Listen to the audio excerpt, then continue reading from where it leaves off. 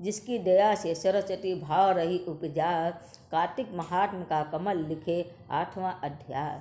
नारद जी बोले, अब मैं कार्तिक व्रत के उद्यापन का वर्णन करता हूँ, जब सब पापों का नाश करने वाला व्रत का पालन करने वाला मनुष्य कार्तिक शुक्ल चतुर्दशी को व्रतों की पूर्ति और भगवान विष्णु की प्रीति के लिए उद्यापन करे। तुलसी के ऊपर एक सुंदर मंडप बनवाए, उसे केले के खंभों से संयुक्त करके नाना प्रकार की धातुओं से उसकी विचित्र शोभा बढ़ावे। मंडप के चारों ओर दीपकों की श्रेणी सुंदर ढंग से सजा कर रखे। उस मंडप में सुंदर बंदरवारों से सुशोभित 4 दरवाजे बनवाए और उन्हें फूलों से तथा चंवर से सुसज्जित करे। द्वारों पर पृथक पृथक मिट्टी के द्वारपाल बनाकर उनकी पूजा करे और उनके नाम इस प्रकार है: जय विजय, चंड प्रचंड, नंद सुनंद, कुमुद और कुमुदाक्ष। उन्हें चारों दरवाजों पर 2-2 करके क्रम के स्थापित कर भक्तिपूर्वक से पूजन करे। तुलसी की जड़ के समीप 4 रंगों से सुशोभित सर्वतोभद्र मंडल बनवाए और उसके ऊपर पुरपत्र तथा पंचरत्न से संयुक्त कलश की स्थापना करे। कलश के ऊपर शंख चक्र गदाधारी भगवान विष्णु का पूजन करे। भक्तिपूर्वक उस तिथि में उपवास करे तथा रात में गीत वाज कीर्तन आदि मंगलमय आयोजनों के साथ जागरण करे। जो भगवान विष्णु के लिए जागरण करते समय भक्तिपूर्वक भगवत संबंधी पदों का गान करते हैं, वे सैकड़ों जन्मों की पाप राशि से मुक्त हो जाते हैं। और जो मनुष्य भगवान के निमित्त जागरण करके रात भर भगवान का कीर्तन करते हैं, उनके असंख्य गोदान का फल मिलता है। जो मनुष्य भगवान की मूर्ति के सामने नृत्य गान करते हैं, उनके अनेक जन्मों को एकत्रित पाप नष्ट हो जाते हैं।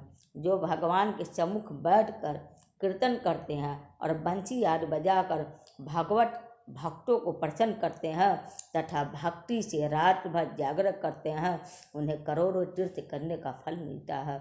उसके बाद पूर्वमासी में एक सपत्नी ब्राह्मण को निमंत्रित करें और प्रातःकाल स्नान और देव पूजन करके वेदी पर अग्नि की स्थापना कर और भगवान की प्रीति के लिए तिल और खीर की आहुति दे।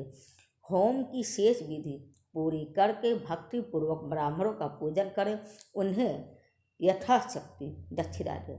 फिर उनसे इस प्रकार क्षमा प्रार्थना करें, आप सब लोगों की अनुकंपा से मुझ पर भगवान सदा प्रसन्न रहे। इस व्रत को करने से मेरे 60 जन्मों के किए हुए पाप नष्ट हो जाए और मेरी संतान चिरंजीवी हो।